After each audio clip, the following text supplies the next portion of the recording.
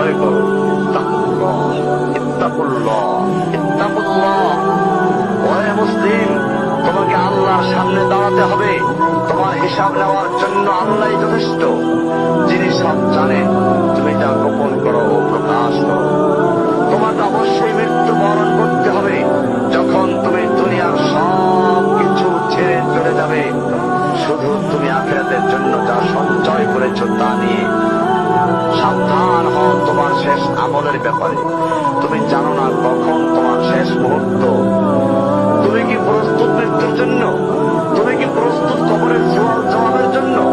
তুমি কি প্রস্তুত ভয়াবহ কিয়ামতের জন্য, হাসরের ময়দানের জন্য, হিসাব নিকাশের জন্য, আল্লাহকে জবাব দেওয়ার জন্য, মিজানের জন্য?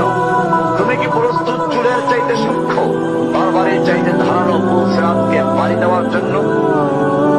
ভয়ঙ্কর তুমি জাহান্নামের ভয়ঙ্কর আযাব থেকে আত্মরক্ষার জন্য কাজ করছো তো? যার ইন্ধন মানুষ এবং পাথর, যার আগুন ভয়ঙ্কর তাপ সম্পন্ন কালো বর্ণে, যা হৃদয় পর্যন্ত জ্বালিয়ে দেবে, এমন উত্তপ্ত পানি যা নাড়ি ভুঁড়িকে বের করে দিবে। রয়েছে খাবারে হিসাবে জাক্কুম, অগণিত পুঁজ। জাহান্নাম অসম্ভব গভীর, ভয়াল জায়গা, কঠোর হৃদয় ফেরেশতারা নিযুক্ত, যেখানে শাস্তির মাত্রা বৃদ্ধির জন্য শরীরকে অনেক বড় করে দেওয়া হবে।